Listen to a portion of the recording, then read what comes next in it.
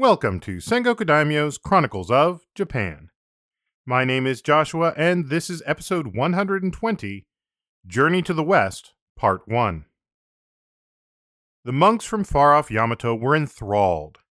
They had journeyed across the waves on a foreign vessel, traversed a greater distance than they had probably thought possible growing up in the archipelago, and had finally arrived at the capital of the great Tang Empire, Chang'an. They had then been sent north to a temple where they met others from Yamato. They had come to study the Buddhist law, the Dharma, with some of the most famous teachers of the Tang dynasty, and there were few more famous than the Tripitaka Master Genjo himself. Everyone in the monastery knew his story. He had traveled all the way to India, the birthplace of the Buddha, and returned with copies of the sutras in Sanskrit, which he and other monks were translating. In between sessions of translation, meditation, sutra readings, and various lectures, the students would gather around the feet of the master as he recounted his journeys. The stories themselves were fantastic stories, telling of far-off cities and people. There were stories of bandits and meetings with kings. The students must have thought about how it mirrored what they themselves, in a small way, had also gone through. Their own journey to the West. So last episode, we talked about Tukara and what the mysterious place name might mean, and where it could be referring to. For that, we traveled all the way to the end of the Silk Road. And in this episode, and continuing into the next, we are going to travel that same road with a different perspective as we look at one of the most famous travelers of that path, the monk Xuanzang, or Genjo in Japanese. And as I hinted at in the introduction, if you're at all familiar with the famous Journey to the West, well, this and the following episodes will explore the actual history behind that story and how it intertwined with the history of the archipelago. For those who don't know, Xuanzang was a monk born Chenhui in present-day Luoyang in Henan.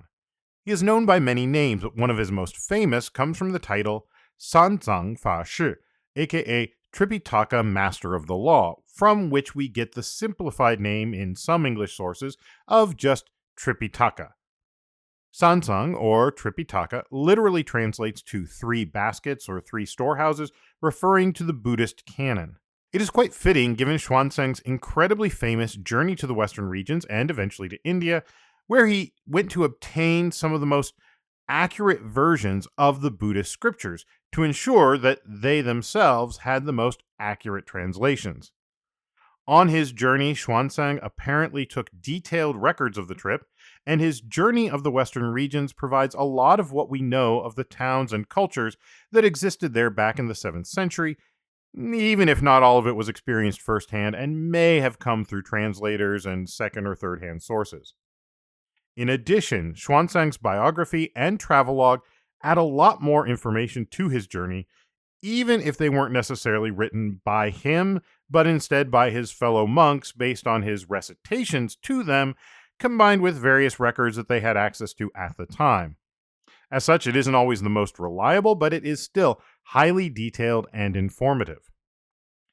Xuanzang would return to China and teach for many years, translating the works that he had brought back, and founding a new school of Yogacara Buddhism known as Faxiang in Chinese, but Hosso in Japanese. The Hosso school was particularly popular in the 8th and 9th centuries, having been transmitted by Yamato students who'd actually studied at the feet of the venerable teacher. These included the monk Dosho, who traveled over the continent in 653, and in 658 there are two others who came over named Chitatsu and Chitsu. They had traveled to the Tang court in the 7th month of that year, where they are said to have received instruction from none other than Xuanzang himself. And if this indeed was in 658, it would have been only 6 years before Xuanzang's death. Their journey had almost not happened. The year previous, in 657, envoys were sent to Shilla to ask the state to escort Chitatsu to the Tang court, along with Hashibito no Muraji no Mimumaya and Yozami no Muraji no Wakugo. But Shilla refused. They must have eventually relented, however, as they apparently were escorting at least these monks a year or so later. Chitatsu and Chitsu would eventually return to Yamato, as would Dosho. Dosho is also said to have been introduced to a student of the second patriarch of the Chan or Zen school as well. He would return to teach at Gangoji, the later incarnation of Asukadera, spreading the Hosso teachings from the master Xuanzang. In fact, Xuanzang's impact would be felt across Asia and much of the Buddhist world. He would continue to be known in Japan and in the areas of China, Korea, and beyond. Japanese translations of his journeys were made between the 8th and 10th centuries from texts that had come from Xuanzang's own monastery. And 9 centuries after his death during the Ming Dynasty, Xuanzang would be further immortalized in a wildly popular novel, Journey to the West. The Journey to the West is an incredibly fantastical retelling of Xuanzang's story. In it, Xuanzang is sent on his task by none other than the Buddha himself, who also provides 3 flawed traveling companions. There is Zhu Bajie, aka Piggy, a half-human, half-pig who is known for his gluttony and lust. Then there is Sha Wuqing, aka Sandy, a man with a red beard and blue skin who lived in a river of quicksand. Despite a rather frightful backstory, he was often the straight man in the story here. And then there's the famous Sun Wukong, aka Monkey, the most famous of the 3 and often more famous than Xuanzang himself. In fact, one of the most famous English versions of the story is just called Monkey, an abridged telling of the story in English by Arthur Waley in 1942. Journey to the West is perhaps the most popular novel in all of Asia. It has spawned countless retellings, including numerous movies and TV series. The character of Monkey has further spun off into all sorts of media. Of course, his edition was all part of the novel, but nonetheless, that novel had an historical basis, which is where we really want to explore. Because for all of the magic and fantasy of the Ming novel, the real story is almost as fascinating without it.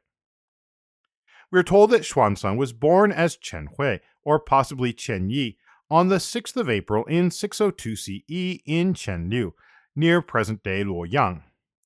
Growing up, he was fascinated by religious books. He joined the Jingtu monastery, and at the age of 13, he was ordained as a novice monk. However, he lived in rather interesting times, and as the Sui dynasty fell, he fled the chaos to Chengdu in Sichuan, where he was fully ordained by the age of 20. Xuanzang was inspired reading about the 4th century monk Faxiang, whom we mentioned back in episode 84. Faxiang had visited India and brought back many of the earliest scriptures to be widely translated into Chinese. However, Xuanzang was concerned, as Faxiang had been, that the knowledge of the Chinese Buddhist establishment was still incomplete. There were still works that they knew about but didn't have, and there were competing Buddhist theories in different translations of the texts. He thought that if he could go find untranslated versions of the text, then he could resolve some of the issues and further build out the corpus of Buddhist knowledge. Around the age of 25 or 27, he began his journey. The exact date is either 627 or 629, based on the version that one reads. That has some importance for the events that his story tells, as some of the individuals whom he is said to have met are also said to have died by 627 CE, meaning that either the dates of the journey are wrong, or the dates we have in other sources are wrong. As you can imagine, that's rather important for an accurate history, but not so much for our purposes, as I think we can still trust the broad brushstrokes which paint an image of what the Silk Road was like at the time. Now, for context, back in Yamato, this was about the time that Kashikiya Hime, aka Suiko Tenno, passed away, and Prince Tamura was placed on the throne, passing over Prince Yamashiro no Oe, the son of the great crown Prince Umayado, aka Shotoku Taishi. Whoever was on the throne, though, Soga no Emishi was actually running things, and the Soga family were heavily involved in the establishment of Buddhism in the archipelago. So this is relatively around the time of episode 103. Now, when Xuanzang took off to the west, his intention may have been pure, but truth be told, he was breaking the law. Tang Taizong had come to power in 626, and the routes along the Tarim Basin were under the control of the Gokturks, whom the Tang were fighting with.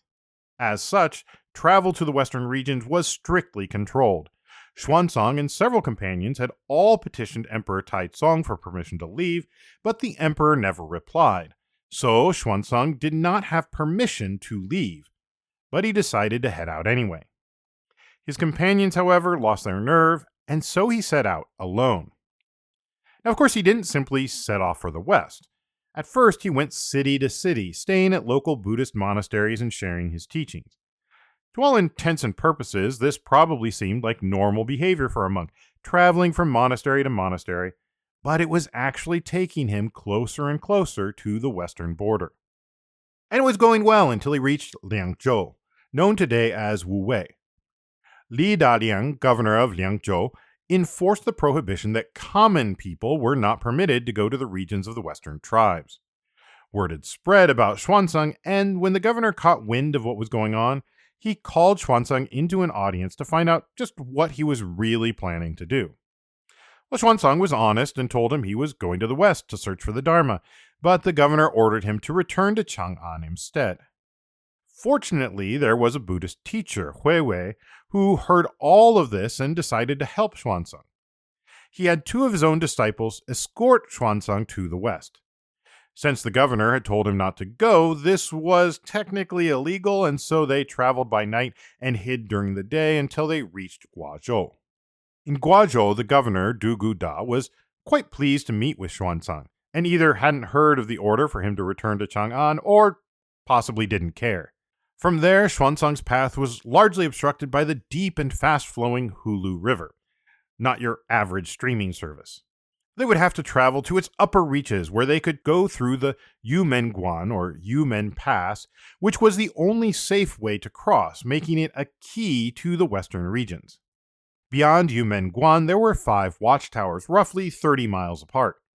These watchtowers likely had means to signal back and forth, thus keeping an eye on the people coming and going from the Yumen Pass. Beyond that was the desert of Yiwu, also known as Hami. Xuanzang was not only worried about what this meant, well, his horse died when he got to Guazhou, leaving him on foot. He contemplated all this in silence for a month. Maybe this was a sign. Before he got anywhere, though, a warrant arrived for his arrest. They inquired with a local prefect who happened to be a pious Buddhist. He showed it to Xuanzang and then ended up tearing up the document and urged Xuanzang to leave as quickly as possible.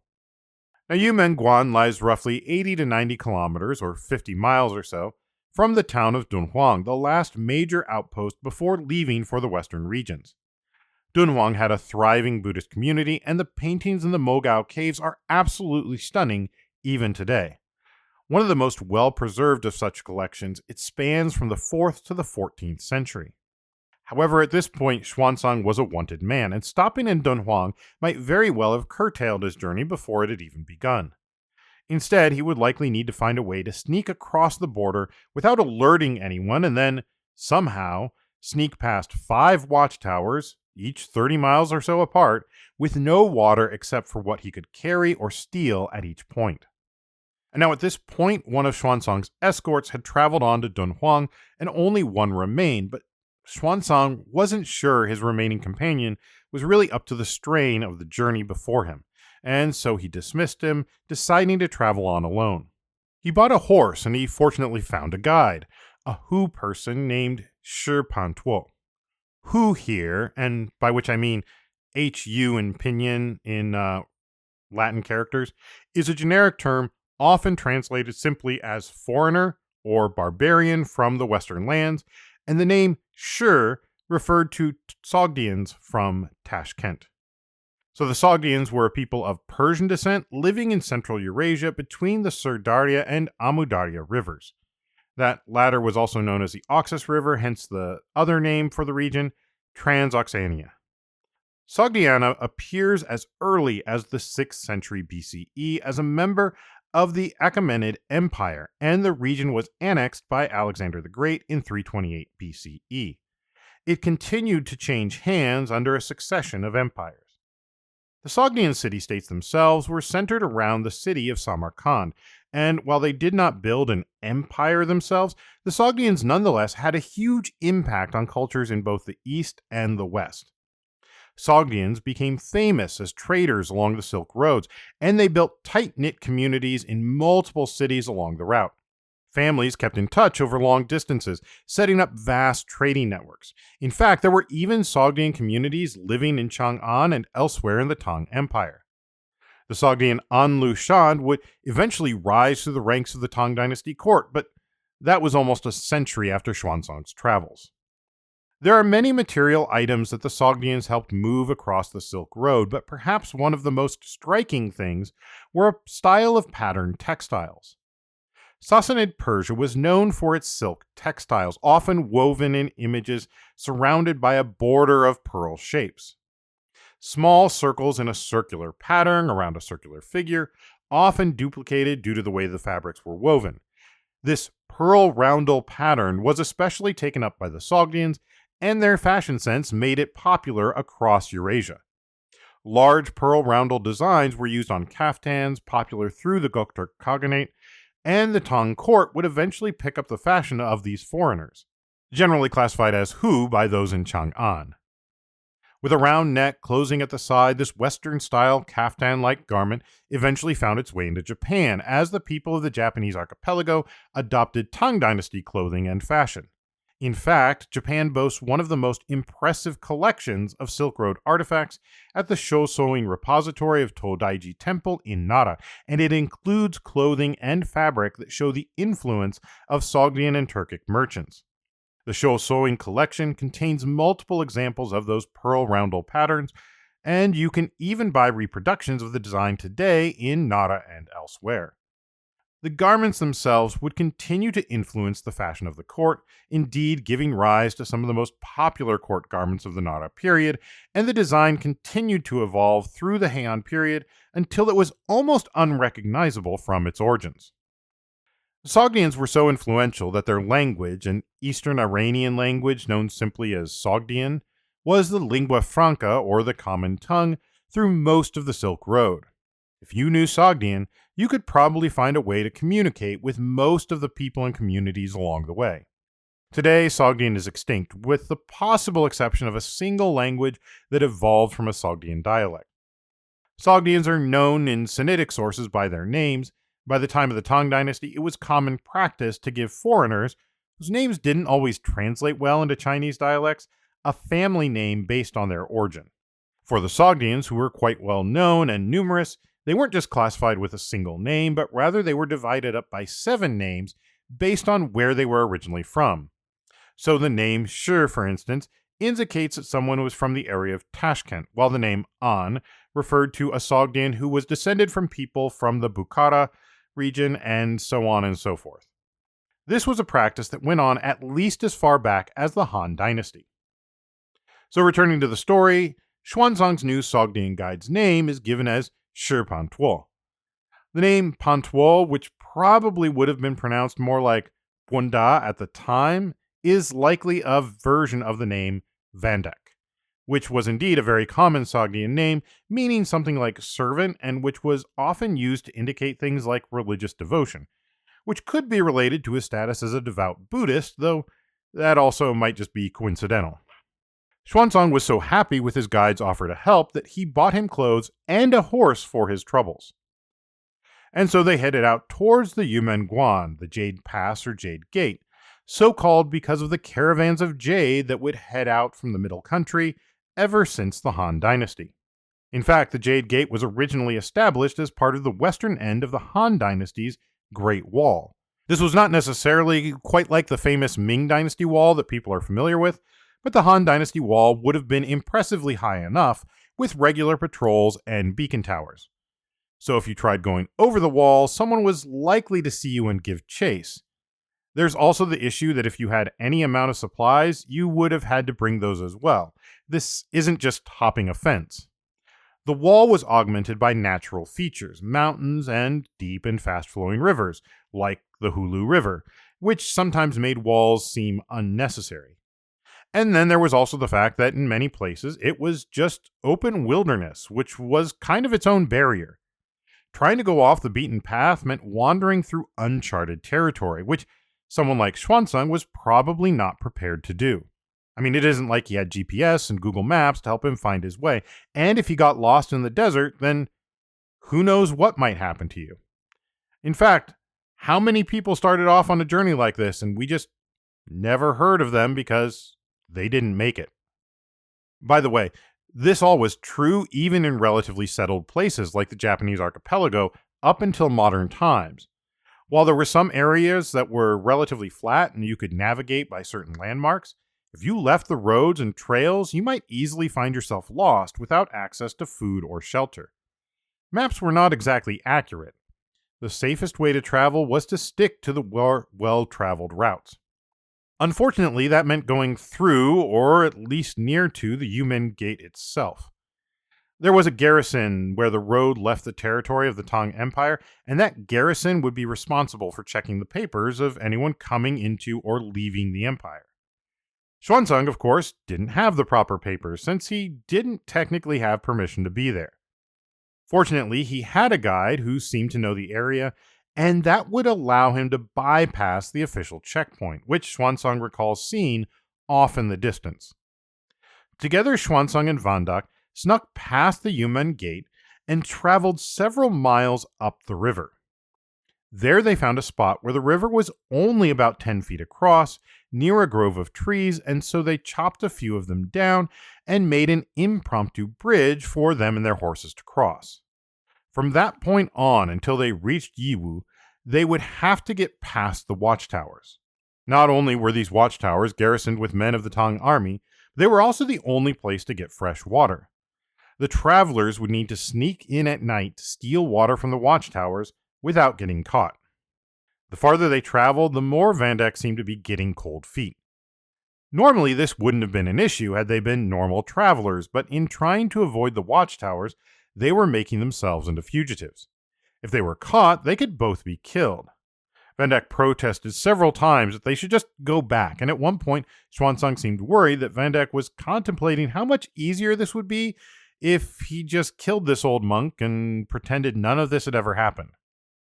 Finally, Xuanzang told Vandak that he should leave, and solemnly swore that if he was caught, he wouldn't rat out Vandak for help.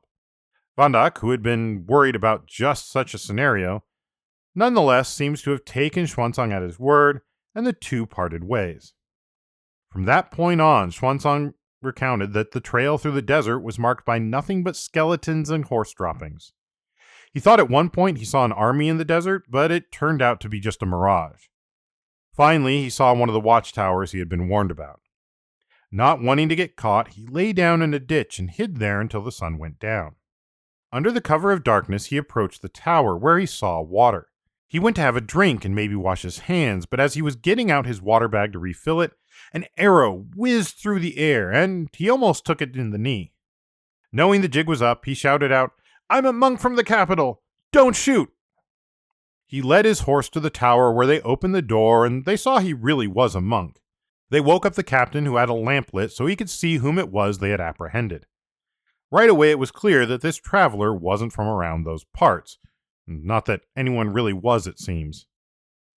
The captain had heard of Xuanzang, but the report that had been sent said Xuanzang had gone back to Chang'an. Xuanzang, for his part, showed a copy of the petition he had sent to the emperor, one that he hadn't actually heard back from, so he'd done his part at least. He then told the captain what he planned to do. The captain was moved and decided to look the other way. He gave him a place to stay for the night and showed him the way to the 4th watchtower, where the captain's brother was in charge and would presumably give him shelter. Sure enough, Xuanzang made it to the 4th watchtower, but he wasn't sure if he could entirely trust the captain. So again, he tried to just secretly steal the water, but once again, he was caught. Fortunately, the captain there was also sympathetic. He let Xuanzang stay and then actually told him how to get around the 5th watchtower, since the captain there might not be as lenient. He also told Xuanzang about an inconspicuous oasis where he could get water for himself and his horse before starting across the desert. Reinvigorated, Xuanzang had another challenge to face. Beyond the watchtowers, as I mentioned, was a long stretch of desert. It was a journey of several hundred miles, and it started poorly. First off, he missed the oasis that the captain of the 4th watchtower had indicated, he could use without anyone firing arrows at him. Then he dropped his water bag such that he was left with nothing to drink. He thought of turning back, but he continued chanting mantras to himself. He was dehydrated and exhausted, but nonetheless he continued onward. Some days into his journey, his horse suddenly changed course of its own accord.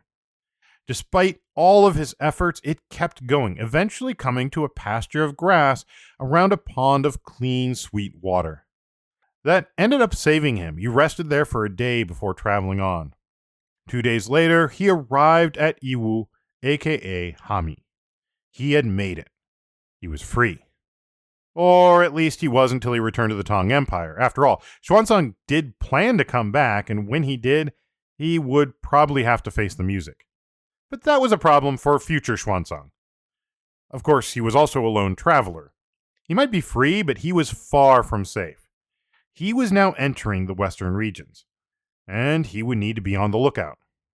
The people of Hami, also known as Yiwu, were known to the Han Dynasty as members of the Xiaoyuezi, the kingdom or coalition that once controlled much of the northern edge of the Tarim Basin. They had been displaced by the Xiongnu, and the area would go back and forth between different hegemons, so that by the time of the Sui and early Tang dynasties, they were under the sway of the Gokturks. Still, as close as it was to the Tang borders, they no doubt had contact, and indeed Xuanzang was given lodging at a monastery with 3 other monks who were Chinese, for whatever that meant at the time. Now, if you've heard of Hami today, you may know it for something that it was famous for even back in the 7th century. Their famous melons. You can sometimes find Hami melons in stores to this day. Regarding the melons and other such fruits and vegetables, the area of Hami is a fairly arid land. Hami does get some water from the Tian Shan Mountains, but in order to have enough for agriculture, they instituted a system that is still found in Hami, Turpan, and other parts of the world, including arid parts of northwest India and Pakistan, through the Middle East, all the way to North Africa. And it's called a karez, or in Persian it is sometimes called a kanat, and it is thought to have originated in ancient Persia around the 1st millennium BCE and spread out through the various trade routes. Now, the idea is to basically create an underground aqueduct to take water from one place to another. This would keep them out of the heat and dry air above to allow them to continue to flow without losing too much to evaporation. To do that, however, required manually digging tunnels for the water. This would be done by sinking wells at regular intervals and connecting the wells to each other with tunnels. But it wasn't enough for the tunnels to be connected, they also had to slope slightly downwards, but not too much.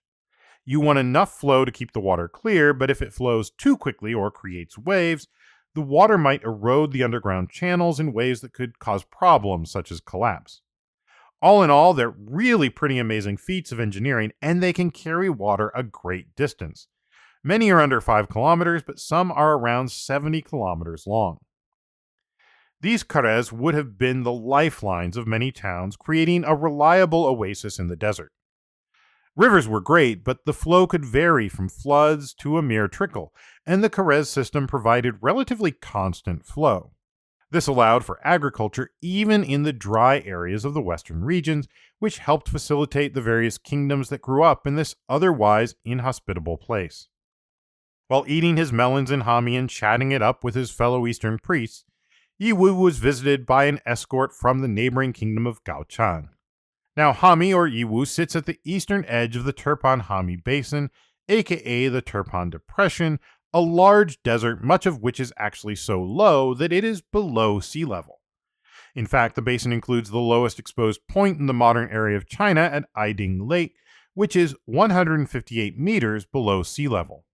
From Yiwu to Gaochang, you would follow the edge of the mountains west to an area near a small break in the mountain range. Follow that break northwest, and you would find yourself at the city of Urumqi, the current capital of the Xinjiang Autonomous Region in modern China. Xinjiang covers much of the area known in ancient times as the Western regions that remains within the modern political boundaries of the PRC. Now, the envoy from Gaochang heard about Xuanzang and reported back to his lord, King Chu Wentai, who immediately sent a retinue out to escort the Buddhist monk across the desert to his city. They included multiple horses for Xuanzang so that he could change at regular intervals. His own horse was left behind to be brought along later. After 6 days on the road, they came to the city of Paili, and since the sun had already set, Xuanzang asked to stop for the night, but the escorts urged him on to the royal city, which was not that much further. And so he arrived around midnight, which means he likely couldn't immediately take in the size of the city. Gaochang was an immense walled city, and even today, ruined as it is, the site of it is quite formidable, and it is so well preserved it is considered a UNESCO World Heritage Site along the Silk Road. Perhaps since wood was relatively scarce, this is why so much of the construction was made of brick and earthworks. Fortunately, this means that many of the walls remain even today, eroded and crumbling, but still towering over those who come to see them.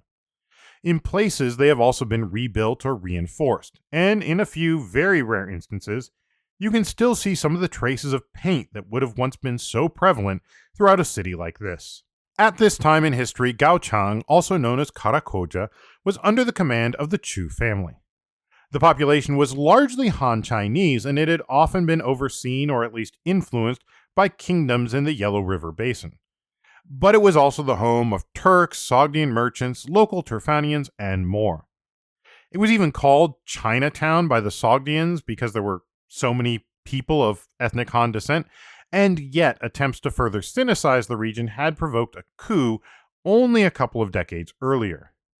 Now, even though he showed up in the middle of the night, Xuanzang is said to have been welcomed by the ruler of Gaochang, Chu Wentai, as he entered the city. Perhaps this is why the escorts had been pushing so hard. The king himself was awake and waiting for Xuanzang to make an appearance. The king and his attendants came out with candles in their hands, and they were ushered behind curtains in a multi-story pavilion. The king apparently grilled him through the night, asking about his journey until it was almost daybreak, at which point Xuanzang had to request a rest. He was finally shown to a bedroom that had been prepared for him and allowed to sleep. The next day, the king assembled the leading monks of his kingdom before his guest. These included the monks Tuan Fashi and Wang Fashi. Tuan Fashi had studied in Chang'an for many years, and he knew his Buddhist scholarship. And Wang Fashi was a superintendent, and it was his duty to look after Xuanzang and, well, butter him up with hope that he might stay and provide the kingdom with the prestige of having such an esteemed monk. They put him up in a monastery next to the royal palace, the Daochang, or dojo in Japanese, which would be a whole different diversion. Ding Wang suggested that this might be the same as the Changfu Monastery, mentioned in a colophon on a 7th century copy of the Sutra of Perfection of Wisdom for Benevolent Kings. It was found by a German expedition at a site in the Turfan Basin in the early 20th century, and now sits in the possession of Shitennoji in Osaka. Rather appropriate given that Shitennoji was around the same time all of this was happening. The colophon is attributed to a Xuanzang, and a Xuanzang from Gaochang in the Turpan Basin was associated with helping Xuanzang in his later years. Perhaps this Xuanzang first met Xuanzang during his first trip to Gaochang. Chu Wentai tried his best to dissuade Xuanzang from continuing on. Now, this may be simple platitudes from his biographers, but it also may have been genuine. Having a learned foreign monk from the Tang dynasty staying at the palace monastery would likely have added to Chu Wentai's prestige by association, and it would have potentially brought more individuals to the city of Gaochang. Speaking of which, all of this first part of the journey up to Gaochang comes primarily from Xuanzang's biography by the monk Huili. Xuanzang's own records of the western regions didn't include much on it, probably because by the time that he returned to the Tang Empire, Tang Taizong had annexed Yiwu and Gaochang, so all those were now considered part of the empire rather than foreign regions to the west. Now, after staying a month at Gaochang, Xuanzang decided it was time to continue his journey. Disappointed though Chu Wentai may have been that his guest was leaving, he nonetheless outfitted him handsomely. He provided goods, including coins, as well as 24 letters to the 24 countries that Xuanzang would pass along the road, adding a roll of silk to each as a sign that they came from the king of Gaochang himself. He also gave him food, a small retinue, and horses to help carry everything.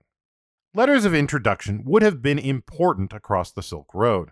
There was, after all, no way to contact someone ahead of time unless you sent runners.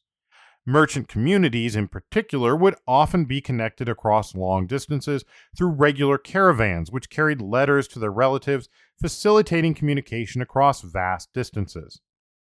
Merchants who were bringing in a caravan of goods would know that there was a friendly community waiting to help them when they arrived, and would likely even have an idea of what was happening and what to bring for the markets. For someone traveling alone, however, having a letter of introduction would have been important, as they didn't necessarily have access to these communities by themselves. Letters would provide introduction and let people know who you were, and may even ask for assistance on your behalf. It may seem like a small thing, but it was the kind of gesture that was likely a great help to a traveler like Xuanzang. Remember, he was not on an official mission from the Tang court.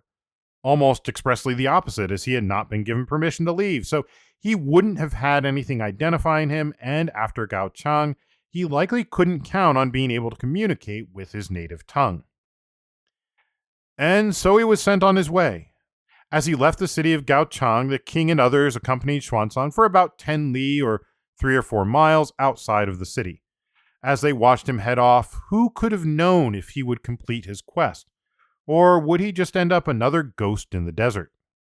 So next episode, we'll pick up Xuanzang's story as he strikes out for Agni and beyond.